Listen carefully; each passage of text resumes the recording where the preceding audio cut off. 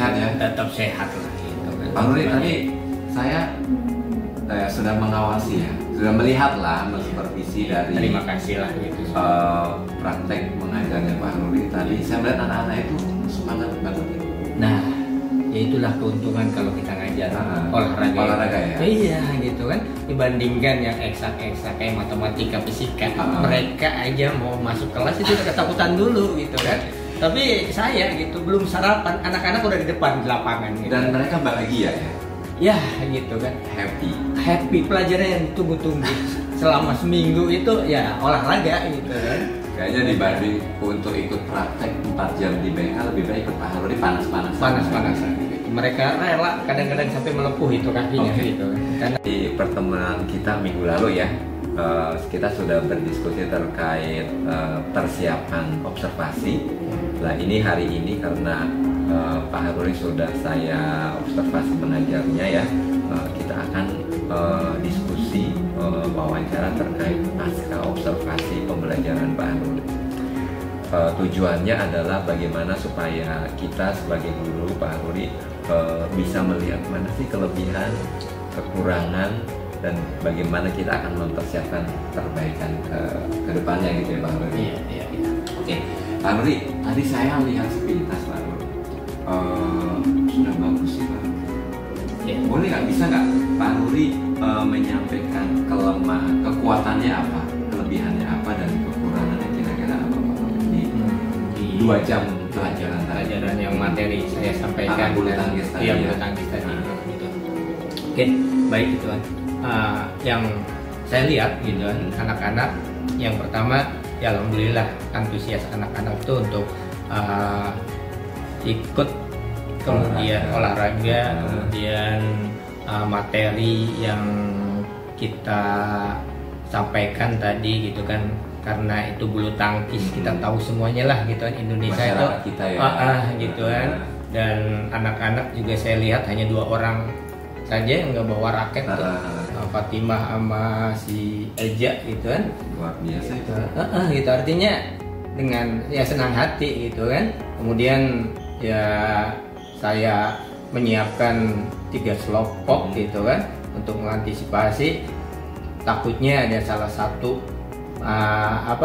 siswa gitu kan, salah satu siswa yang levelnya udah tinggi lah gitu kan, sebagai motivasi, sebagai contoh gitu kan ke yang lain. Adapun yang saya amati, yang saya lihat gitu kan, kelebihan, kekurangannya, yang pertama kalau berkaitan dengan forehand, backhand, mereka tuh paham gitu kan, bahwa cara mukul backhand itu sebelah kanan gitu kan. Kemudian yang ini forehand gitu kan, yang backhand sebelah kiri gitu kan. Mereka udah paham gitu kan, itu gitu kan. Cuman kan dalam bulu tangkis ada 3 dasar gitu yang harus dikuasai. Yang pertama pegangan gitu kan, kemudian langkah kaki, terus pukulan gitu kan. Nah, yang saya lihat banyak kelemahan di anak-anak itu di footwork gitu kan, di langkah kaki gitu kan. Karena ketika seorang pemain bulu tangkis melakukan langkah kaki seperti kita jalan maju mundur itu udah barang tentu. Yang satu kelemahannya nanti pun ketika kita ngambil sebelah kanan dikasih bola sebelah kiri itu akan susah kan? Ngambilnya gitu kan. Ya bisa keserimpet, kemudian kita telat, bola sudah jatuh, kita baru bisa gitu kan mengambil bola itu. Kemudian cara pegangan gitu kan, cara pegangan, padahal saya sudah menugaskan anak-anak nonton YouTube. Iya, nonton YouTube gitu kan. Iya, kemudian ngelihat browsing gitu kan, keterangannya bagaimana cara pegangan forehand, bagaimana pegangan backhand. Iya. Cuman mungkin mereka ketika melihat YouTube paham, tapi ketika bola itu diberikan ke anak dengan langkah kaki dan pegangan tangan, mereka itu kembali ke pegangan yang biasa mereka pegang, tidak sesuai dengan aturan gitu. Ya aturan baku lah gitu pegangan forehand backhand. Jadi kelemahannya di situ. Tapi ketika saya suruh anak satu-satu, coba kamu pegangan forehand tanpa melakukan gerakan apapun gitu, mereka cenderung bisa gitu kan. Bisa ini Pak pegangan forehand, ini Pak gitu kan, pegangan backhand. Itu. Jadi kelemahannya ketika melakukan gitu, kita memperagakan gitu kan, memberikan bola forehand dan backhand, anak-anak itu pegangannya rubah gitu. Rubah gitu kan. Kemudian langkah kaki saya rasa itu hal yang paling banyak dilakukan anak-anak melakukan kesalahan. Oke. Saya menangkap. Sekarang dari dua tantangan itu, kira-kira nih Pak Haruri pengen memperbaiki kedepannya yang mana dulu yang paling prioritas? Iya, karena yang langkah kakinya dulu gitu kan. Karena dari sekian siswa yang saya ajar itu rata-rata di langkah kaki. Jadi langkah kaki menjadi poin prioritasnya. Oke. Pak Haruri, sebenarnya idealnya nih langkah kaki yang harus dilakukan pemain badminton itu yang seperti apa sih? Yang agar anak-anak itu bisa mengaplikasikan. Kalau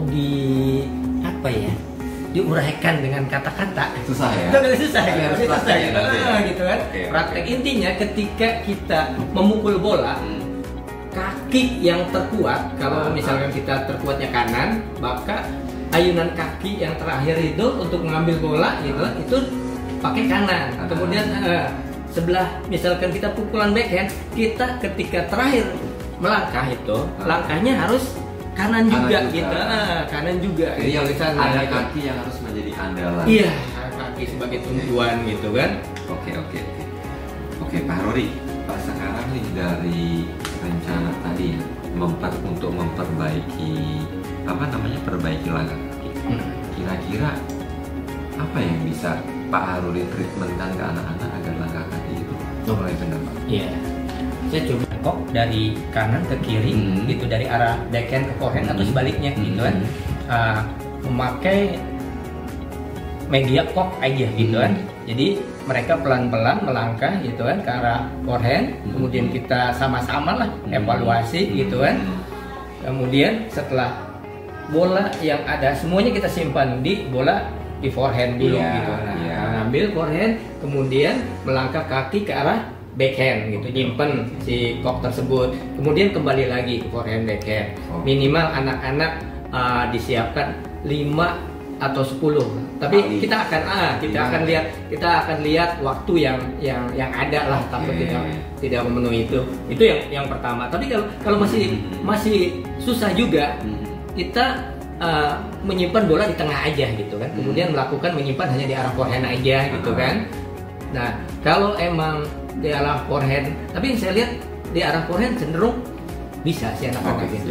Tapi ke backhand agak salah. Siap. Pak Haruri, dari target Pak Haruri. Kalau Pak Haruri sekarang mengukur nih, kalau boleh mengukur dari sekelas 36 itu tuh kelas 10 MPLB kalau nggak salah kemarin. Penguasaan mereka sekarang ada di angka berapa sih langkah kaki itu kira-kira? Di angka berapa persen misalkan? Angka 30-an yang saya lihat. 30% gitu kan. Observasi awal 30% gitu. Sekarang Pak Haruri mau naikkan kira-kira ke berapa nih?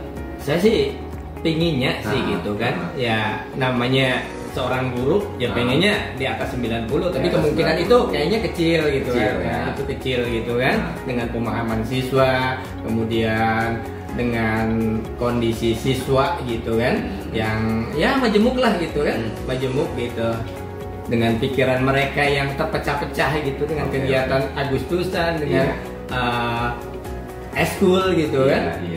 Ya saya ingin bertahap lah naik gitu kan ke 60 lah gitu kan, 60 bahkan di 65 kayaknya insya Allah lah gitu kan. Menurut pengamatan saya bisa gitu. Jadi menaikkan target penguasaan langkah kaki di angka 65 dengan apa tadi namanya? Dengan footwork langkah kaki hanya memindah-mindah kok aja gitu kan. Gitu. Jadi hanya kakinya aja. Sementara pukulannya nanti gitu kan. Pukulannya belum gitu kan. Mensampingkan karena yang latihan awal kan pukulan dan langkah mereka tuh kurang maksimal gitu. Siap. Oke Pak Haruri. Saya memahami ya apa yang nanti Pak Haruri akan diperbaiki. Kira-kira Pak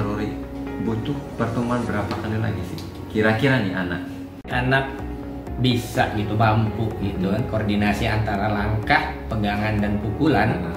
Itu saya 3 kali pertemuan gitu kan, dengan kondisi cuaca terutama angin ya gitu kan. Gitu kayaknya insya Allah lah gitu anak-anak itu kan. Tapi ada nggak alternatif lain supaya, kan tadi mungkin kondisi lingkungan sekolah kita sahabatnya kurang mendukung nih. Iya. Pak Haruri ada rekomendasi lain nggak kira-kira? Iya, sebenarnya kita di belakang sekolah kita punya gor gitu, BLB gitu, dan kalau bisa lah pihak sekolah sana melobi gitu kan, melobi gitu kan, agar kendala-kendala non teknis kayak cuaca segala macem gitu kan, gitu bisa teratasi itu. Atau juga kita di seberang jalan lah, di kampung sebelah itu ada gor juga di situ gitu kan. Cuman ya kita harus sewa sih kalau sewa gitu kan. Oke Pak Haruri, sampai sejauh ini saya sudah menangkap nih. Tadi udah ada kekurangannya pembelajaran Pak Haruri ya. Terus apa yang akan Pak Haruri perbuat ya, sama target waktu yang akan Pak Haruri capai. Sampai saya tadi melihat Pak Haruri sampai mau melobi tetangga ya, sebelah ya, untuk memfasilitasi anak. Oke nih Pak Haruri, sampai sejauh ini sudah kebayang dari kelemahan tadi Pak? Iya sudah sih, sudah kebayang gitu. Dan apa yang akan dilakukan sudah kebayang? Sudah kebayang gitu, apa yang akan dilakukan gitu untuk kedepannya agar observasi awal, kemudian kita sudah tahu itu dan trik, teknik, kemudian strategi yang akan saya jalankan, ya saya rasa sesuai lah gitu kan, walaupun yang faktor alam tadi itu tuh yang sebagai permasalahan. Oke deh, Pak Haruri, waktu kita kan nggak banyak nih. Saya nanti sambil berjalan ya, nanti saya boleh ngeliat lagi ya. Oh boleh. Mungkin pertemuan kedua dan ketiga sambil melihat perkembangan anak terkait langkah kakek tadi. Siap. Oke, makasih ya Pak Haruri ya. Sama-sama. Baik, Bapak Ibu, rekan-rekan Bapak Ibu guru hebat semuanya. Demikian tadi sesi wawancara saya dengan Pak Haruri terkait pasca observasi dengan teknik coaching. Semoga apa yang menjadi kekurangan pembelajaran Pak Haruri bisa beliau dapatkan tindakan atau solusinya secara mandiri, dan target kapan dia akan mencapainya. Semoga menginspirasi. Billahi taufik wal hidayah. Wassalamualaikum warahmatullahi wabarakatuh. Waalaikumsalam. Terima kasih Pak Haruri.